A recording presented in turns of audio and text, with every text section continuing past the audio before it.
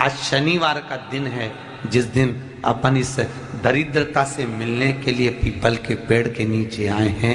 हिंदू धर्म में ये दिन पीपल के वृक्ष के लिए पूजनीय होगा। जो भी शनिवार के दिन पीपल के वृक्ष की पूजन करेगा, दूध चढ़ाएगा या मिष्ठान का भोग लगाएगा, लक्ष्मी और नारायण उसके घर में प्रवेश कर जाएगा। लक्ष्मी और नारायण उसके घर में प्रवेश करेगा, इसलिए नियम बनाया। कौन से दिन का? शनिवार। लक्ष्मी जी बोली, नारायण आपने तो एक दिन का वार लिख दिया। शंकर जी ने 7 वार बनाए हैं, रविवार, सोमवार, मंगल, बुध, गुरु, शुक्र और शनि। ये शिव जी ने बनाए। अब एक दिन आपने अपना बना लिया, बाकी के दिन अगर कोई इस पीपल के वृक्ष के नीचे आएगा और यहाँ तो दरिद्रता बैठी है, तो उसका क्या होगा? भगवान नारायण बोले, सुन दरिद्रता, तेरे से एक विनती है, अगर कोई भी मनुष्य इस पीपल के पेड़ के नीचे अगर 7 दिन में आता है और उसके हाथ में अगर कोई सामग्री होती है तो तू उसके घर में प्रवेश नहीं करेगी। नियम है पीपल के वृक्ष का, या तो पानी का लोटा लेकर जाओ, कुंकू का चोपड़ा लेकर जाओ, शक्कर लेकर जाओ, या पेड़ के नीचे चींटी को डालने के लिए आटा ले जाओ, पर खाली हाथ पीपल के वृक्ष के नीचे कभी मत जाओ, कभी नहीं जाओ। खाली हाथ जाओगे तो दरिद्रता तुम्हारे घर में प्रवेश करेगी। दरिद्रता उठकर खड़ी होकर बोली, नारायण तुमने अपनी मनमानी करी है, एक दिन मुझे भी मेरा चाहिए। भगवान ने कहा, बोल कौन सा दिन चाहिए? दरिद्रता कहती है, रविवार के दिन इस पीपल के वृक्ष के नीचे मैं दिन भर नृत्य करूं, इसमें रहूं, और जो यहाँ आए रविवार को मैं उसके घर में प्रवेश करूं। भगवान ने कहा, ठीक है। दरिद्रता, रविवार का दिन एक ऐसा दिन रहेगा जिस दिन तू इस पीपल के वृक्ष के नीचे नृत्य करेगी, और जो आएगा इस पीपल के वृक्ष के नीचे तो उसके साथ प्रवेश करेगी। मैंने तुझे वर दिया। इसलिए हमारे यहाँ केवल पीपल का वृक्ष अगर दीवार में भी लग जाता है ना, किसी की फैक्ट्री की दीवार में, किसी के घर की दीवार में पीपल का वृक्ष अगर लग जाता है, पीपल का पौधा लग जाता है, उसको कितना भी तोड़ लो वो वापस लग जाएगा। फिर तोड़ोगे फिर लग जाएगा। अगर पीपल के पौधे को तोड़ना है तो केवल रविवार का दिन एक नींबू, एक मिर्ची और बमूल का कांटा, ये 3 चीजें रखने के बाद में आधे घंटे बाद रविवार के दिन पीपल के पेड़ को उखाड़ कर फेंक दो। दूसरी बार कभी पीपल दीवार में लगता ही नहीं है, कभी नहीं लग सकता। केवल एक रविवार का, केवल एक संडे, इतवार का।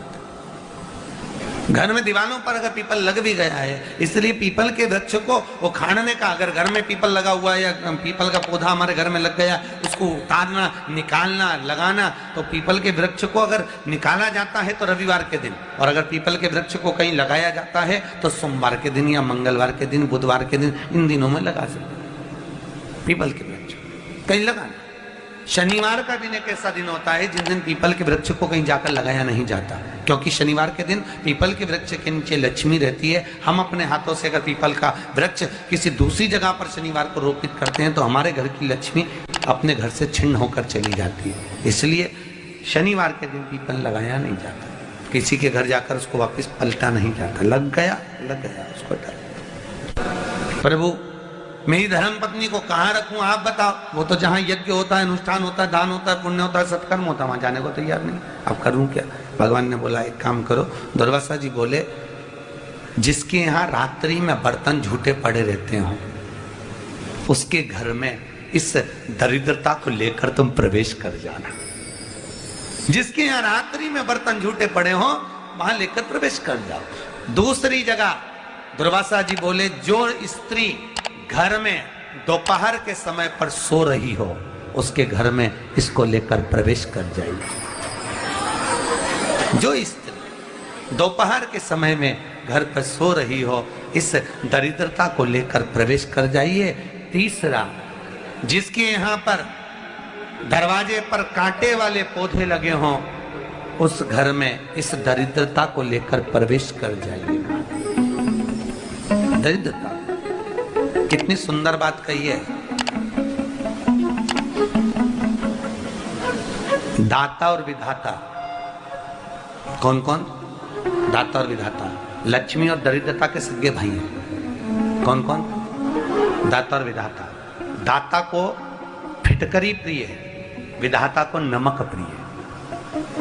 ये दोनों हमेशा लक्ष्मी को और दरिद्रता को दोनों को समझाते थे, दोनों में प्रेम बढ़ाते थे।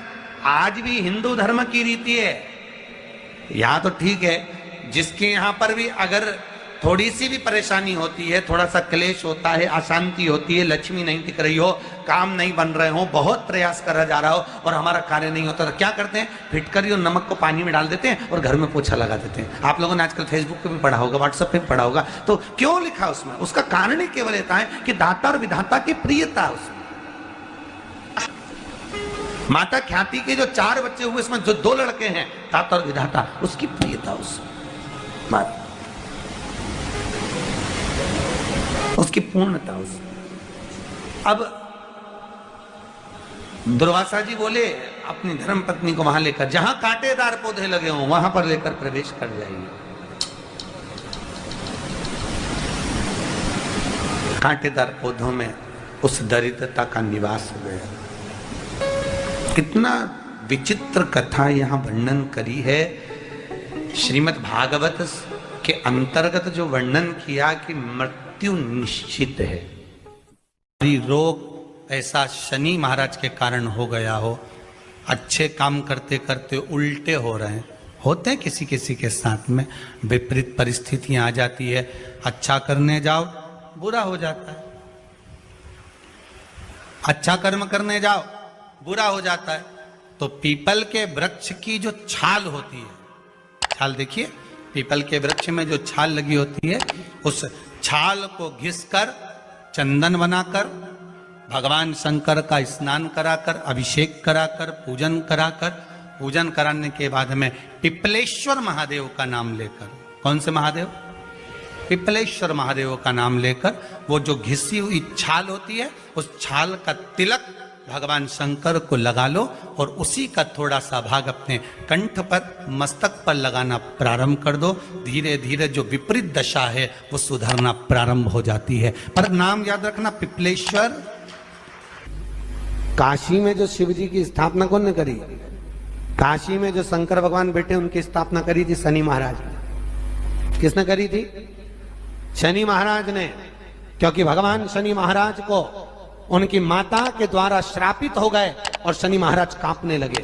शनि महाराज कांपते कांपते, मैं जाऊं तो जाऊं कहां, करूं तो करूं क्या? महाराज, शनि महाराज दौड़े और दौड़कर भगवान भोलेनाथ के पास पहुंचे। हे शंकर, त्रिकालदर्शी, कैलाशी, अविनाशी, कृपा करिए बाबा भोलेनाथ, कृपा करो।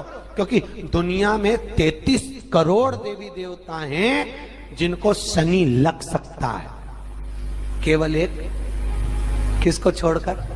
शिव को छोड़कर। राम जी को शनि लगा तो 14 वर्ष वनवास चले गए। कृष्ण को शनि लगा तो मथुरा छोड़कर द्वारका चले गए। शनि लगा। हनुमान जी को शनि लगा तो गुफा में बैठकर राम राम जपना पड़ा।